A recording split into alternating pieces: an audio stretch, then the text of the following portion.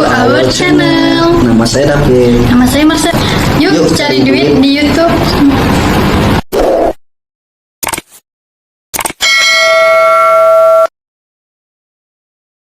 Welcome to our channel. Hai guys, malam ini saya mau review soal tentang imigran gelap yang tanpa paspor, imigran Indonesia yang masuk ke Malaysia.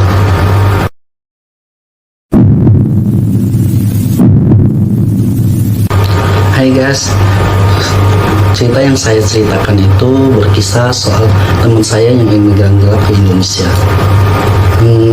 Mereka pasangan suami istri, tetapi yang baru nikah. Waktu itu dia masuknya pada masa pandemi, karena di Indonesia sangat kesulitan kerja, dan mereka juga datang ke Malaysia itu dari teman ke teman. Ya, mereka berpikir karena di Indonesia susah mencari uang, mereka coba-cobalah. Rupanya yang ditawarkan temannya itu tanpa paspor ataupun imigran gelap. Dan kawan saya itu bercerita soal pengalaman dia masuk ke Malaysia dengan kekasihnya. Kita sebut nama mereka yang laki-laki itu Jengkol aja, dan yang si perempuan itu namanya kita kasih nama dia Petai. Kita jangan pakai nama aslinya ya guys, karena ini cerita dia suruh review untuk pengalaman hidup dia. Selintas mereka waktu dari kota A ke kota B dan ke kota C, mereka sudah mau masuk ke perbatasan Indonesia Malaysia.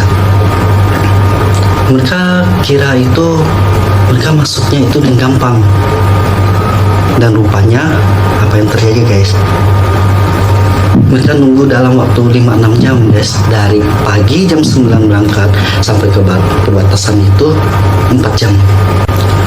Sepasang kekasih itu perginya mereka berlima, dan teman bertiganya mereka juga tidak kenal. Sampai di perbatasan itu jam 2. Sudah jam 2, mereka juga lagi menunggu nih rombongan yang lain yang termasuk sama-sama. Rugi dong kalau agent itu bawa orang kalau kurang budget. Sesudah mereka menunggu begitu lama, dan si istrinya itu yang namanya si Petai itu, dia bertanya,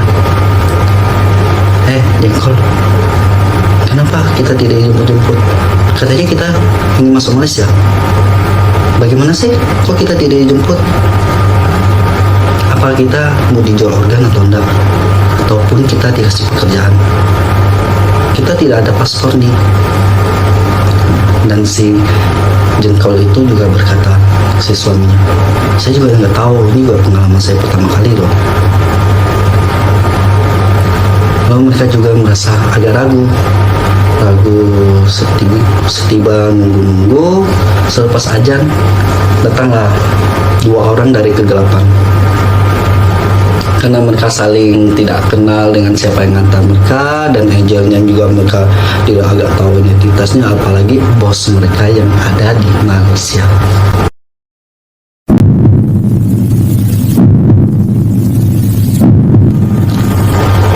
Selepas itu maghrib pun udah tiba, dan 2 orang itu menghampiri mereka. 2 orang itu yang menjemput mereka itu bertanya, apa kalian orangnya si panggilan si ABC? Oh iya, ini saya yang mengantar kalian lewat batas. Lalu si Petai itu istrinya bertanya, kami perginya bagaimana? Kamu ikut saja jalur kami, kamu jangan komplain.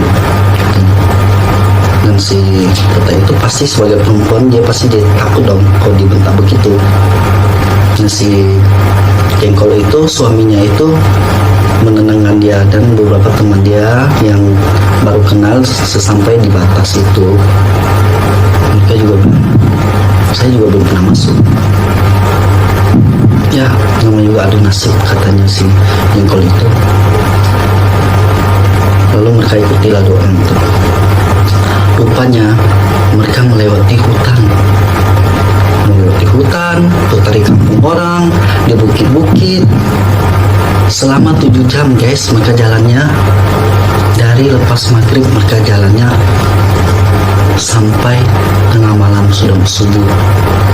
Sesudah sampai di batas Malaysia itu, mereka juga merangkak melewati parit dan juga melewati dapur orang, sembunyi di gudang orang yang tidak dikenal. Jadi guys, hati-hati aja imigran gelap ya. Ya, yang saya dengar itu, kalau imigran gelap itu kalau tertangkap pasti dia dipenjarakan.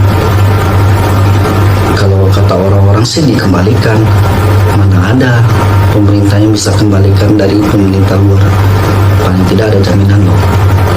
Mungkin hanya kata-kata imigran gelap itu untuk menenangkan kita aja. Yang percaya guys.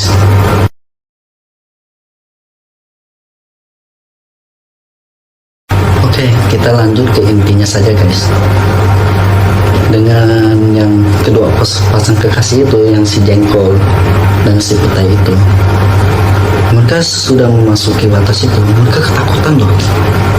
Apakah benar kami dipekerjakan sedangkan kami tidak punya paspor? Dan kata-kata orang kampung yang pernah mereka dengar itu, kadang di Malaysia itu orang pekerjaan kita dilempar ke sawit dan tidak ada gaji. Ya, itu kata mereka. Tapi kita juga tidak tahu yang sebenarnya guys. Ya, menurut saya kita itu lebih baik buat paspor kalau untuk ke luar negeri. Banyak loh yang ditangkap dan dipenjarakan.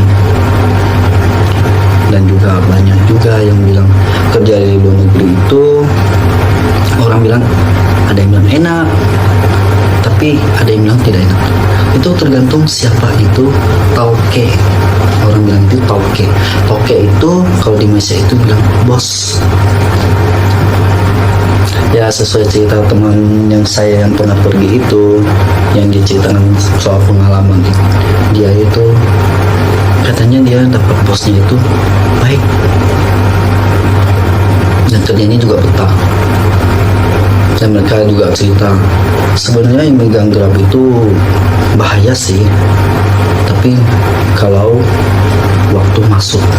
Tetapi kalau sudah masuk, seperti kita turis-turis di Indonesia tuh, yang dari luar negeri datang ke Indonesia, tak perlu kok pakai paspor jalan-jalan, tidak ada polisi juga ngecek. Sebenarnya itu yang mereka katakan. Tapi saya sih tidak percaya sih, karena saya tidak pernah alami.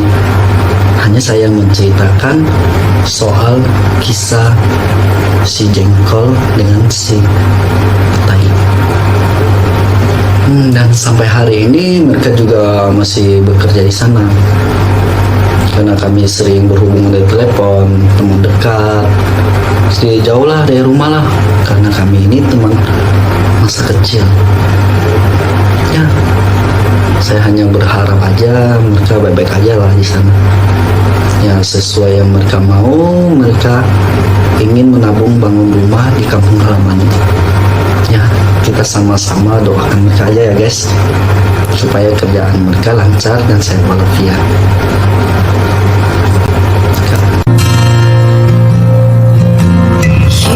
Yesus, kau sungguh baik. Yesus, namamu indah. Yesus, ku cinta kau selalu, ku tinggikan, ku agungkan selamanya. Dan ada lagi yang mereka ceritakan itu guys, mereka ceritakan soal pertama kali mereka kerja di sana. Mereka bilang selama 3 bulan mereka tidak dikasih gaji loh, hanya dikasih makan. Kasihan ya. Ya, sebelumnya juga jangan sampai terjadi dengan kita yang ada di sini. Ya, itu cukup sebagai pengalaman mereka. Dan saya juga ada yang satu ending yang paling seru tuh guys.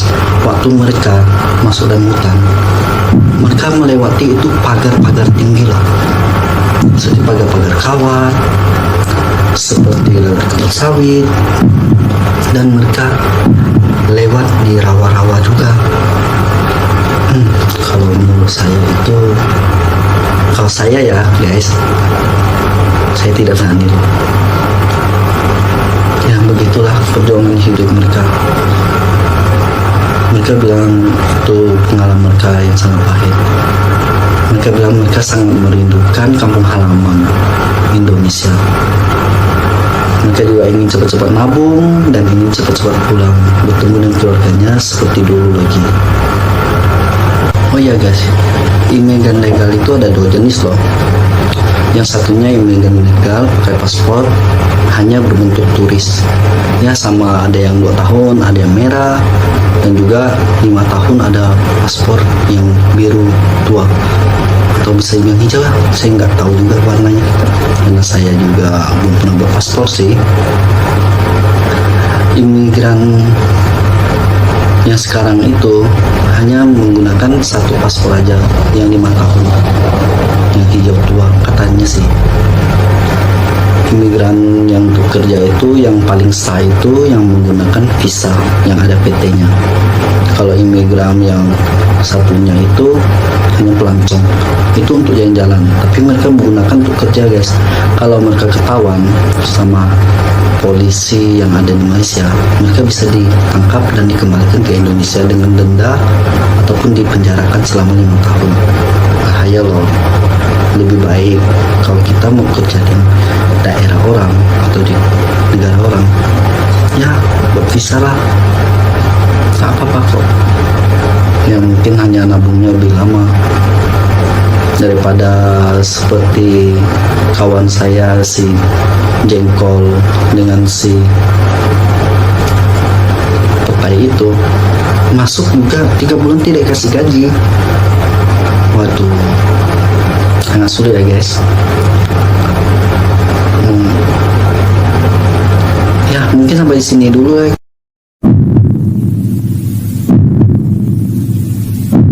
Soal perbandingan gaji imigran legal dengan imigran ilegal. Dukung channel kami terus ya guys, ya sampai ketinggalan cerita-cerita yang akan datang soal pengalaman-pengalaman teman-teman yang ilegal bekerja di luar negeri dan teman-teman yang kerjanya menggunakan visa. Nanti saya akan ceritakan semuanya.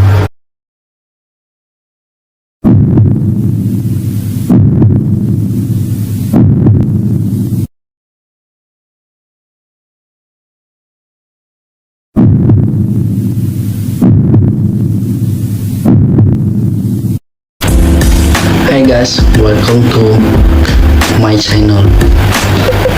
Kemarin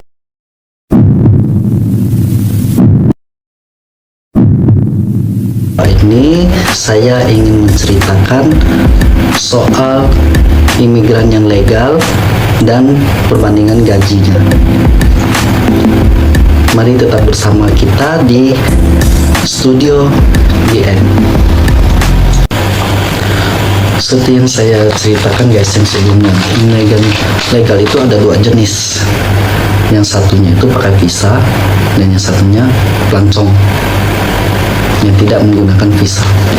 Kalau yang tidak menggunakan visa itu sama juga kalau kita datang ke negara orang, ya kita ilegal juga dong kalau kerja di negara orang. Di setiap negara ada aturannya masing-masing. Ya tidak seperti yang orang bilang, kamu pakai paspor ya? Iya aman. Tidak, itu tidak aman. Kalau kena tangkap juga masuk penjara begini 5 tahun ataupun dibayar denda. Sekarang sih dibilang 10.000 kalau ringgit. 10 ringgit itu ya dihitungnya 35 juta, 360 juta atau 35 juta, saya juga kurang tahu lah, dikali 3.500 gitu. Kalau kayak permit itu gajinya juga lumayan besar juga, tapi dia ada potongannya saya juga kurang tahu lah. Saya juga belum dengar cerita dari kawan-kawan soal yang pakai visa itu guys. Ini saya tidak menceritakannya. Dan kalau soal perbandingan gaji soal yang ilegal tidak pakai paspor dengan yang pakai paspor, berbeda loh guys. Itu tergantung cara kamu kerja. Contohnya kawan saya yang berdua yang ilegal itu, yang istrinya bernama Petai dan suaminya bernama Jengkol itu, mereka sekawan itu kerja dengan teman yang kerja yang datang juga tapi menggunakan paspor. Lalu gaji mereka berdua itu padahal sama-sama datang guys, hanya yang satu pakai paspor, yang satu ilegal.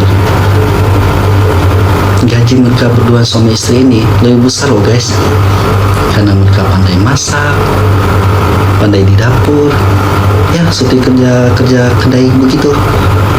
Gaji mereka lebih besar. Lalu lantas yang menggunakan paspor itu kenapa gajinya kecil? Ya karena skillnya kurang. Ya, intinya bekerja di negara orang itu bukan kamu ada sekolah kamu pasti gaji tinggi. Ya seperti negara Indonesia lah, kita yang tidak sekolah tetap berkuliah aja, yang sekolah duduknya di tempat dingin ber-AC, enak kerjanya, tidak menggunakan skill. Coba mereka seperti negara-negara yang lain guys, kemungkinan negara kita maju loh. Bekerja menggunakan pengalaman, bukan menggunakan titel. Memang sih sekolah itu penting, pendidikan itu juga penting. Ya itu bagi orang yang punya duit. Coba seperti keluarga kita, seperti keluarga saya nih. Keluarga saya juga tidak mampu loh, tetapi saya juga bekerja. Ya saya kerja di bangunan, menjadi tukang bangunan. Mau bagaimana mau kerja jadi pegawai arsitek, tidak mungkin guys. Walaupun pengalaman kerja saya sudah bekerja selama 11 tahun, juga tidak mungkin saya jadi arsitek. Pernah loh saya diajukan membangun sebuah rumah, itu rumah sudah jadi, diklaim sama arsitek lain. Katanya mana mungkin, katanya kamu tidak sekolah, tidak punya titel, apa buktinya kamu bangun rumah ini? Tuan rumahnya tidak mampu guys, biar mereka dapat potongan yang lebih besar. Ya tidak adil kan. Makanya ya saya sarankan sih, saya juga orang negara Indonesia guys, cobalah pemerintah diubah sedikit kebijaksanaannya. Gajinya kita kerja itu walaupun tidak ada titel, punya pengalaman yang bagus, ya kasihlah mereka pekerjaan yang lebih bagus lah guys, daripada orang yang bersekolah tinggi tidak ada berpengalaman, taunya hanya bilang ini itu, bisa komplain saja. Coba suruh mereka yang sekolah tinggi itu, yang dari sekolah itu, suruh mereka turun lapangan sendiri, aduk semen lah, atau suruh mereka rancang bangunan lah. Oh tidak mungkin bisa. Mereka hanya taunya ngomong. Kalau soal otak tidak kalah juga dengan anak-anak yang di sekolah. Contohnya orang-orang kaya yang di Indonesia itu banyak yang tidak tamat sekolah tinggi loh. Malahan mereka yang tidak sekolah mereka pekerjakan sarjana loh.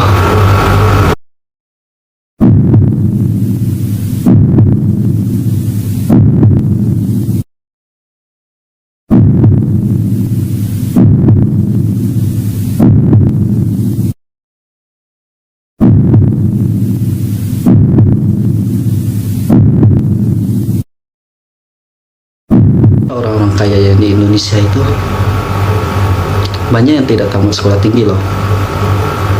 Malahan mereka yang tidak sekolah mereka pekerjakan sarjana loh,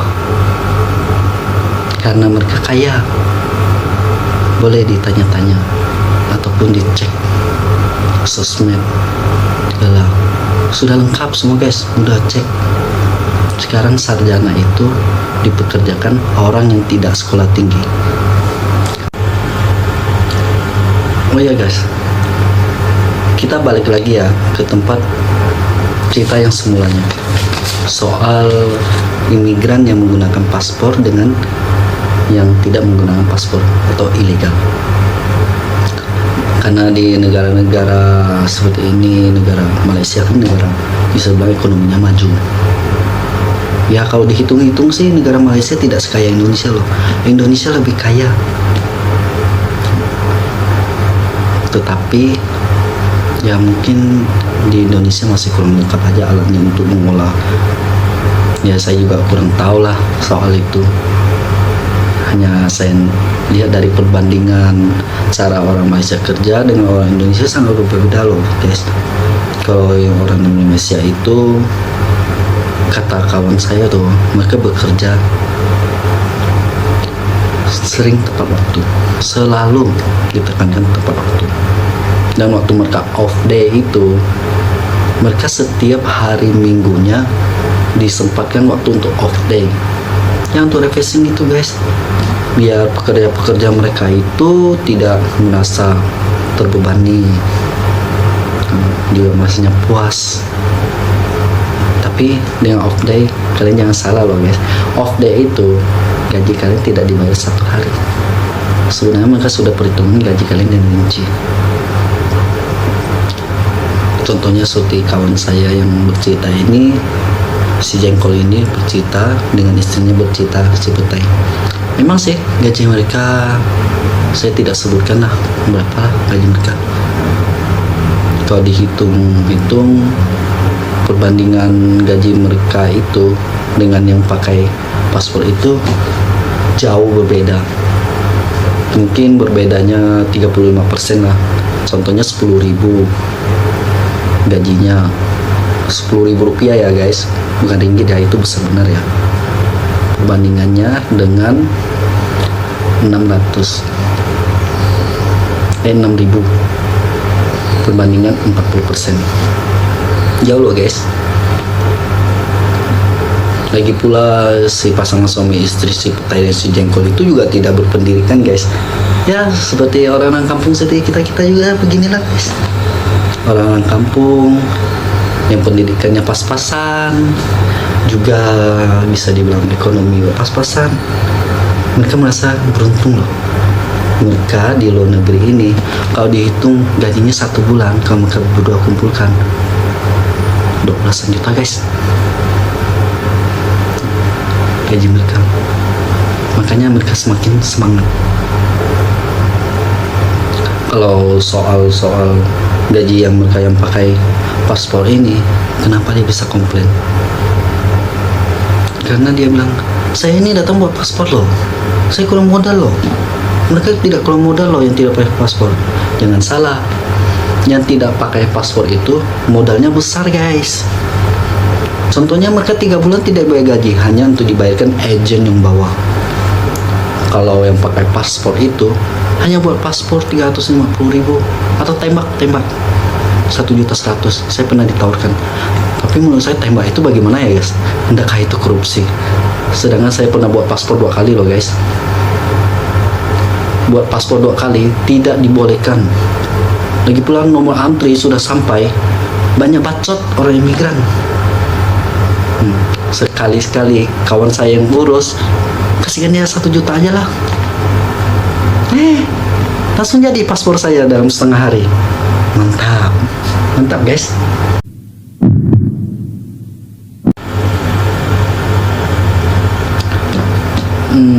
Menurut kawan-kawan bagaimana kalau yang buat paspor yang pakai tembak dengan paspor yang urus sendiri? Ya menurut, mungkin nggak tahu juga sih, paspor yang pakai tembak itu korupsi kah ataupun memang dari kebijaksanaannya pemerintah. Ya kita juga tidak tahu lah, mungkin ada dari mereka ada aturan yang lain. Ya kita masyarakat biasa aja, ya terima-terima aja lah. Yang penting perjalanan kita baik-baik saja.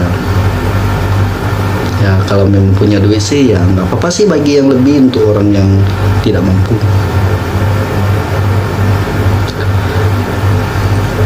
Oh, saya mau cerita lagi guys soal pengalaman kawan saya yang namanya si Jengkol dengan si Petai itu yang suami istri. Sekarang mereka katanya tinggal di apartemen. Apartemen yang tempat mereka tinggal itu katanya sangat seram guys. Waktu masa-masa pandemi itu banyak orang meninggal di apartemen itu. Ya, yang meninggal itu juga nggak tahu juga sih, mungkin apa benar atau enggaknya kau kata si Petai itu istrinya. Kau waktu dia selalu sendiri di sana, waktu si Jengkol itu pergi belanja untuk makanan segala kalau sama kawan-kawannya, itu si Petai itu dia kan istirahat sendiri guys di kamar. Dia sering merasa ada yang menekan dia kayak gitu, seperti bayangan hitam yang besar. Menurut guys, percaya gak soal hantu yang tidak nampak? Kalau saya sih, saya percaya karena saya pernah alami soal setiap orang hantu gitulah. Ya walaupun tidak lihat guys, tapi terasa loh kepala kita ini rasanya ngembangnya besar dengan ini nih merinding. Mungkin itu magnet ataupun bisa perubahan cuaca, tapi kita kadang tuh jantung kita deg-degan gitu, serasa takut, rasanya darah kita naik guys, mau pingsan gitu waktu setiba ketemu interaksi makhluk gaib dengan kita ini guys. Saya pernah merasakan itu, tapi tidak tahu benarkah makhluk gaib atau bukan. Ya, karena kita tidak pernah lihat makhluk gaib juga guys.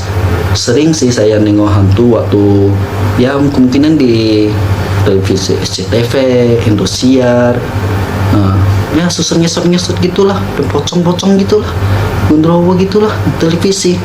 Tapi yang nyatanya itu guys, jujur nggak pernah nengok, tapi percaya karena sering masa ketakutan, feeling begitu feeling.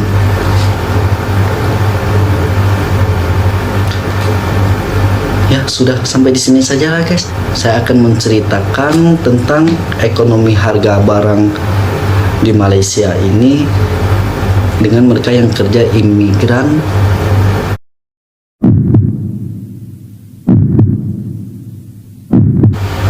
Dukung channel kami terus ya guys, biar saya lebih semangat ceritakan soal teman-teman imigran yang ada di luar negeri. Masih banyak loh pengalamannya. Tetap ikuti konten-konten saya guys.